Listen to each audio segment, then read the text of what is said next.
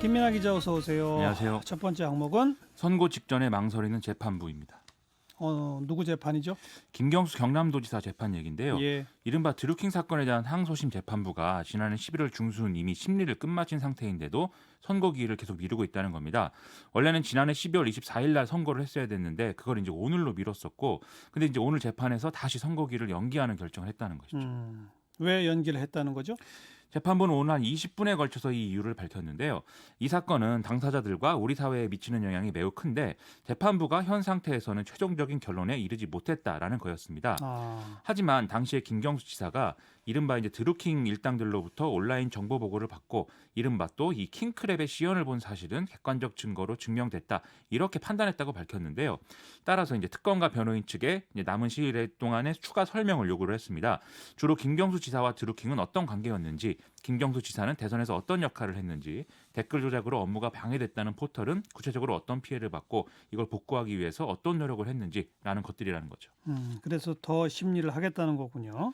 그렇습니다. 네. 그런데 김경수 지사 측은 킹크랩 시연 절대 본 적 없다고 그랬잖아요. 그렇습니다. 그게 김경수 지사 측의 주요 방어 논리였던 거죠. 예. 이게 일명 드루킹 김동원 씨 측은 김경수 지사가 이 자동 댓글 입력 프로그램인 킹크랩의 시연을 보고 고개를 끄덕인다든지 이런 행동을 해서 이 댓글 공작을 사실상 지시를 했고 자신들의 행위도 이것을 근거로 이루어졌다, 이렇게 주장을 해왔던 거죠. 예. 하지만 김경수 지사는 킹크랩 시연을 본 일이 없고 이 드루킹 일당들이 자발적인 지지자로서 선풀운동을 하고 있는 것으로 이해했다, 이렇게 방어 논리를 세워온 거거든요. 하지만 재판부는 김경수 지사 측이 일부 신뢰성에 문제 제기를 한 드루킹 및 관계자들의 증언들을 배제를 하더라도 킹크랩 시연을 본 사실이 어느 정도 증명이 된다, 이렇게 판단을 해서 이 방어 논리가 일단 깨졌다, 이렇게 봐야 되겠습니다. 그러면 앞으로 어떻게 되는 거예요?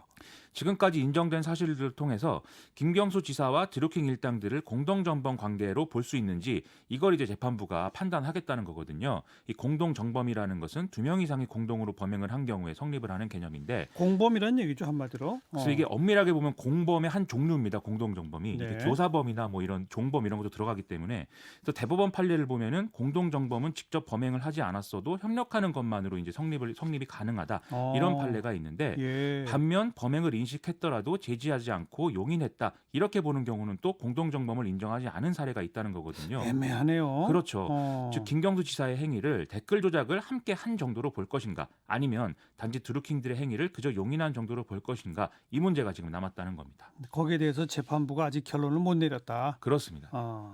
이렇게 뭐 선고를 재판부가 2차례 미루고 그 이유까지 설명하고 이런 경우 참 이례적이죠. 그렇습니다. 언론들은 뭐 일제히 이례적인 이런 일이다, 이렇게 평가를 하고 있는데요. 왜 이렇게 됐느냐에 대해서 크게 3가지 차원에서 좀 추정을 해볼 수가 있습니다. 첫 번째는 이제 재판부 설명의 연장선인데, 그동안 재판이 이제 킹크랩의 시연을 받는지 이 여부에 대한 공방으로만 이루어졌기 때문에 다른 부분에 대해서 좀 검토가 부족했다, 이 점이 있는 거고요. 예. 두 번째는 이 사건의 특성상 판결에 대한 정치적 반발이 당연히 예상돼 있는 상황에서 만약에 대법원에서 이 파기환송이 된다든지 이런 경우에 미치는 파장 등이 좀 우려된다는 겁니다. 그래서 최대한 뒷말이 안 나오게 좀 완벽한 판단을 2심에서 내려줘야겠다, 이런 취지라는 거고요. 예. 세 번째는 재판부 내에서 판사의 입장에 따라서 지금 유무죄 판단에 대한 의견이 첨예하게 갈리는 상황이 있기 때문에 그 상황이 지금 반영되고 있다, 이런 해석도 이게 나오고 지금 있습니다. 합의 재판부니까 그죠? 그렇습니다. 네. 그러면 이거 엇갈릴 가능성도 크다는 거예요. 그렇습니다. 그나저나 김경수 지사는 그 유재수 전 부산시 경제부시장 사건 공소장에도 이름이 나온다면서요? 그렇습니다. 서울 동부지검이 국회에 제출한 공소장이 공개가 돼서 보도가 많이 됐는데요.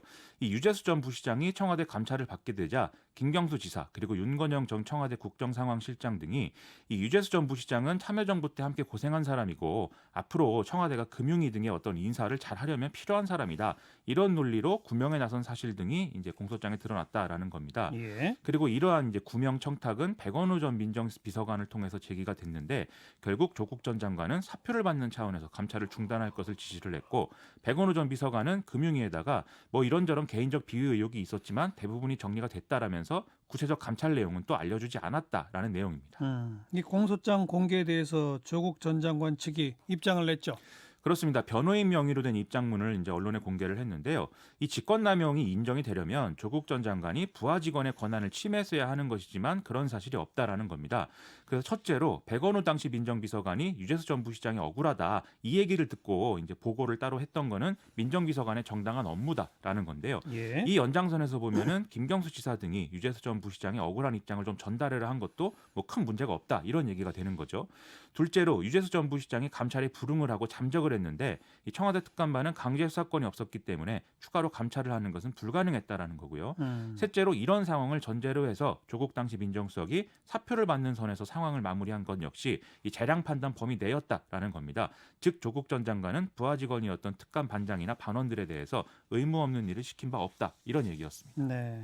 바로 이 공소장과 조국 전 장관 변호인 명의의 입장문이 앞으로 이제 법정에서 다투어지겠군요. 그렇습니다. 그나저나 이런 그 재판과는 별개로 지금 관련자들이 여러 선거에 출마하잖아요. 그렇죠.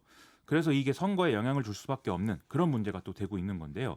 윤건영 전 실장이라든지 관계자들이 이제 직접 총선에 출마를 하는 그런 상황인데다가 예. 오늘 이제 임종석 전 청와대 비서실장이 이 정강정책 연설에 나서면서 뭐 정치 복귀다 뭐 이런 해석들이 나오고 있지 않습니까? 예. 여기다가 지금 이 불출마를 선언해 놨는데 그걸 좀 번복해달라, 출마를 해달라 이런 요구를 이제 이해찬 더불어민주당 대표가 했다 이런 보도도 나오고 있는 상황에서 임종석 전 실장도 선거 개입, 하명수사 의혹 이런 걸로 검찰 수사에 엮여 있다 보니까 그러니까요. 이런 얘기가 더 나오고 있는 거죠. 예. 이런 맥락에서 김경수 지사가 2심에서 뭐 유죄 선고를 받게 된다든지 하면 특히 경남 지역에서 여당 책임론이 강하게 불거질 수밖에 없는데 더군다나 드루킹과 유재수 전 부시장 사건은 김경수 지사 개인의 이해관계라든지 그런 게 아니라 정권 차원의 문제였다는 거 아니겠습니까? 네. 그래서 이제 정권 심판론이 강화되는 이런 문제로 이어질 수가 있다는 겁니다. 음. 반면 무죄가 나올 경우에는 사법농단에 연루된 1심 재판부가 무리한 판결을 했다는 등의 논리에 힘이 실릴 것이고 그러면 이제 여당 소속 후보들의 일정 부분 탄력을 받을 수 있는 국면도 조성될 수 있기 때문에 예. 이게 계속 정치적으로 첨예한 문제가 되고 있습니다. 심리를 좀 더 하겠다고 했지만 총선 전에 선고가 나오겠죠? 그럴 가능성이 있는데 그럴 것 같은데 그렇다 하더라도 이제 대법원으로 넘어가게 되면은 그 대법원 심리가 또 길어질 가능성이 아니 물론 큽니다. 대법원 네. 판결까지는 안 나지만 고등법원 판단은 총선 전에 날 가능성이 크죠. 그래야 됩니다. 네. 알겠습니다. 시사위키 두 번째 항목은 과거냐 현재냐 미래냐입니다. 무슨 말이에요? 이 자유한국당과 보수당이 새로운 보수당이 당대당 통합에 대략 합의하면서 통합 논의가 급물살 타고 있는데요. 그러면서 이제 총선 구도가 점점 분명해지고 있는 상황입니다. 그런데 이런 보수 통합이라는 것도 결국 과거의 영광에 기대고 있는 거 아니냐 이런 평가가 나오고 있어서 좀 이러한 말을 이제 말씀드려봤습니다. 그래요. 보수 통합 어떻게 돼가고 있어요? 일단 투 트랙으로 진행이 되고 있는 건데요. 자유한국당과 새로운 보수당이 당대당 통합을 이제 논의를 하는 게 하나가 있고, 그 다음에 박형준 전 국회 사무총장이 위원장을 맡고 있는 혁신통합 추진위가 보수 정치 전반을 아우르는 통합 작업을 큰 그림에서 추진하는 거, 이게 또 하나가 있는 거죠. 먼저 혁신통합 추진위는 이르면 내일 구체적인 통합 일정이나 범위 등을 담은 통합 로드맵을 발표할 예정이라고 밝혀놨는데요. 박형준 위원장은 오늘 제주를 방문해서 무소속 상태인 원희룡 제주지사를 만나서 통합신당 합류를 공식 제안하기도 했습니다. 원희룡 지사는 숙고하겠다, 또 함께하겠다 이런 취지의 답을 해놔서 좀 긍정적으로 답변을 했다는 평가가 나오고 있습니다. 자유한국당, 새로운 보수당, 또 당대당 통합 논의는 어떻게 돼가고 온 거예요? 일단 양당 통합 관련 협의체 논의는 혁신통합 추진위 활동 등을 감안해서 앞으로 비공개로 진행하기로 했다 이렇게 결정을 했는데요. 다만 이제 새로운 보수당에서 이 관련 논의는 보수재건위원장을 맡고 있는 유승민 의원이 좀 주도하는 이런 형태가 될 것으로 보입니다. 따라서 황교안 자유한국당 대표와 유승민 의원 사이에 얘기가 잘 진행이 되는 거냐 이게 이제 본격적으로 이제 이 관건이 되고 있는 건데요. 예. 언론 보도에 따르면 이 두 사람이 이미 접촉을 해서 논의를 서로 이끌어가기로 합의를 했다 이런 얘기도 나오고 또 설 전에 전격적으로 회동을 하는 방안까지도 논의되고 있다 이런 얘기도 나오고 있습니다. 네, 뭐 시간도 없고 속도도 빨라지고 있네요. 그렇죠. 근데 문제는 앞서 원희룡 지사의 경우도 그렇고 뭐 새로운 인물, 새로운 어떤 정치 세력 이렇게 되는 것은 아니기 때문에 뭔가 자유한국당과 새로운 보수당의 통합만으로는 결국 이전 정권의 새누리당 체제를 복구하는 수준밖에 되지 않는다 이런 시각이 이제 있다는 것이죠. 따라서 안철수 전 의원의 합류 이런 것에 기대감을 거는 분위기도 있었는데 뭐 이는 이미 말씀드렸듯 당분간 어렵고 오늘도 이제 안철수 전 의원이 보수 통합에 가는 거는 오히려 정부 여당이 어떤 만들어 놓은 함정 속으로 들어가는 거다 이렇게 얘기를 하고 있거든요. 예. 더군다나 우측에 있는 우리공화당의 경우도 자유한국당은 여전히 통합 대상으로 꼽고 있는 상황인데 이것도 박근혜 전 대통령 탄핵 문제 등에 대해서 여전히 논란이 불거질 가능성을 보여주는 것이기 때문에 좀 앞으로도 험난하다 이렇게 봐야 되겠습니다.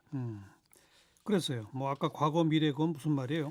그래서 결국 이제 과거냐 미래냐라는 구도로 이제 선거 구도가 잡힐 가능성이 불거지고 있는데 여기에 대해서 심상정 정의당 대표도 오늘 신년 기자회견에서 이런 구도를 언급을 했거든요.